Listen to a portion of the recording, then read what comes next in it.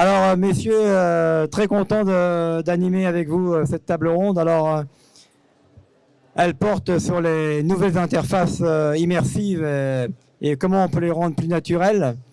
Alors, pourquoi j'ai invité aujourd'hui Stanislas et Sacha eh bien, ils nous l'expliqueront tout à l'heure. Pour Erudit, c'est assez naturel puisqu'il travaille sur le langage naturel.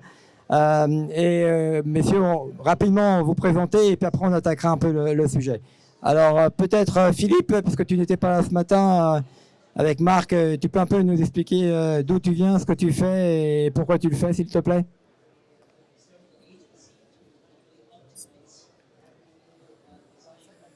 Jérémy, on a du son ou pas? Non?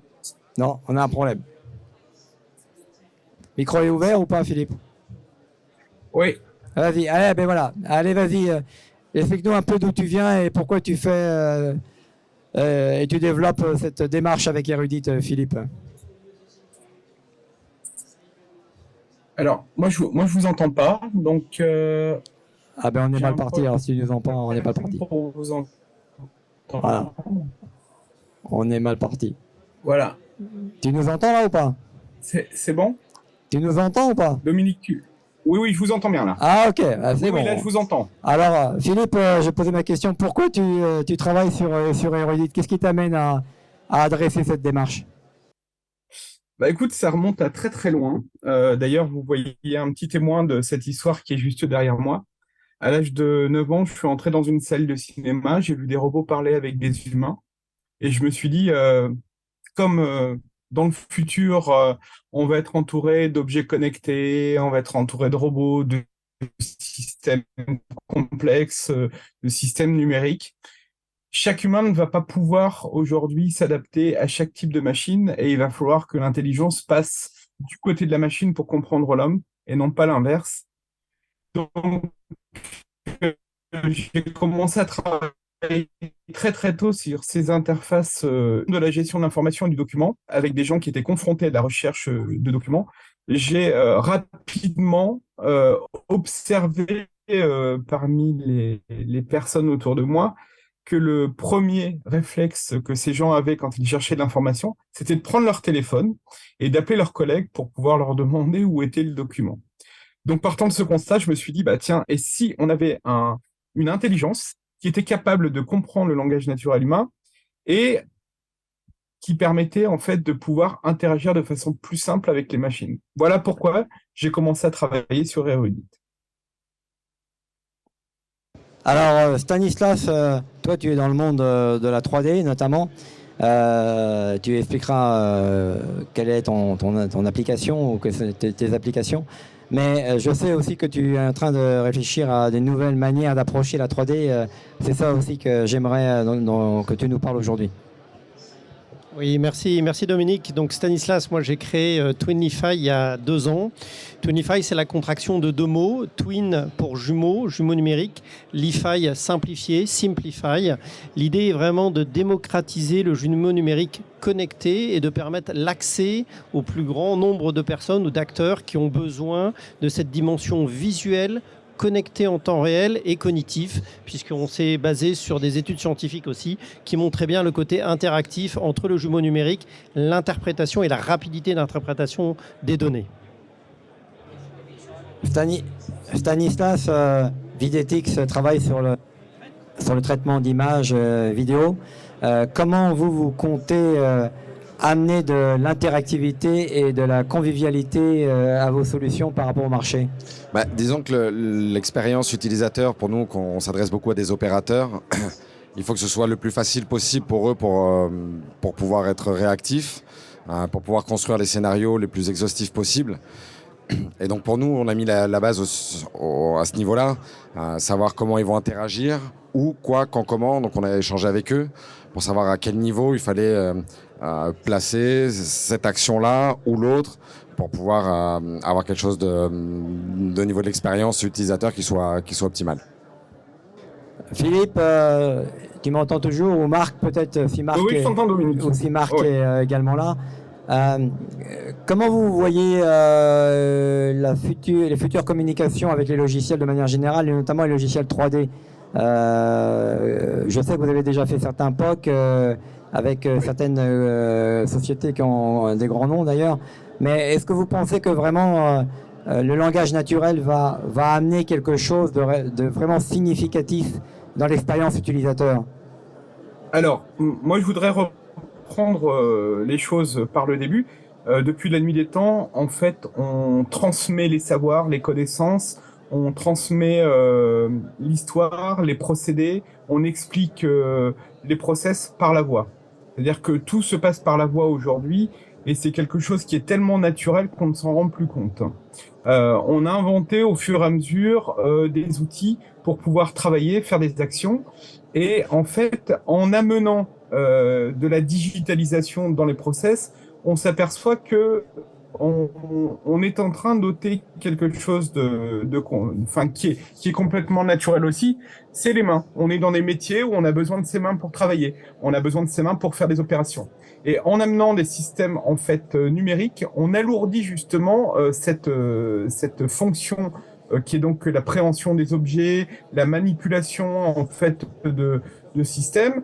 On amène quelque chose qui va amener de la surcharge cognitive à l'utilisateur et qui peut aussi le dégoûter des systèmes numériques.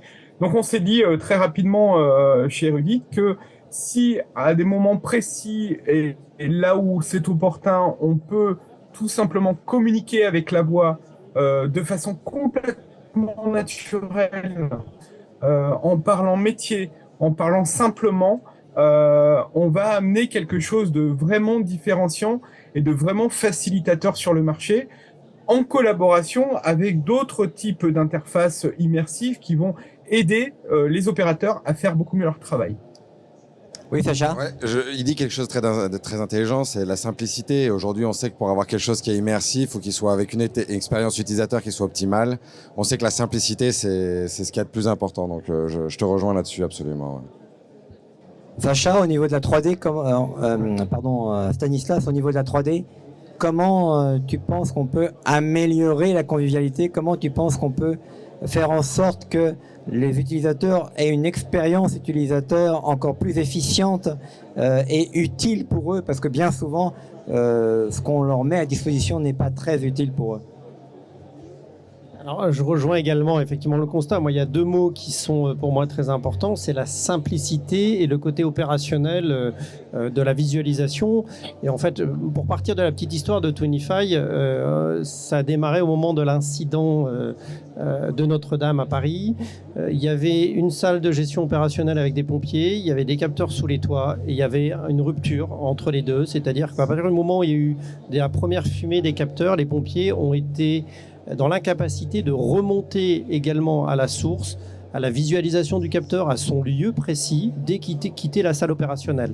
Ils ont réussi à remonter 2 fois sur le site, ils sont redescendus et ensuite on connaît l'incident que ça a eu. Donc ce côté très simple opérationnel, d'avoir un jumeau numérique très simplifié, très léger, que vous pouvez emporter sur une tablette ou une plaquette, une tablette ou un téléphone, avec éventuellement effectivement d'accéder sur la partie orale aussi sur un ensemble d'informations qui seraient reliées au jumeau numérique, permettra d'accéder rapidement à l'information, de la suivre en temps réel et de donner à des opérationnels un schéma de conduite et de suivi qui serait très interactif. Philippe, tu peux nous donner... Philippe, tu m'entends? Si je peux... Je crois que Philippe a eu un petit problème de... Oui, je voulais juste rajouter Vas-y. L'aspect multimodalité aussi qui est important. Oui, vous m'entendez? Oui, on t'entend. Allô? Oui, donc il y a quelque chose d'important aussi dans tout ce qu'on dit, c'est la connexion entre nos systèmes qui va permettre d'amener de la multimodalité pour l'opérateur. C'est-à-dire que c'est pas une solution plutôt qu'une autre. Je pense que la voix va se coupler à d'autres systèmes, comme sur les tablettes, parce qu'on va avoir un besoin aussi de visualiser les choses. Et tout ça doit fonctionner ensemble de façon complètement transparente pour l'utilisateur ou les utilisateurs.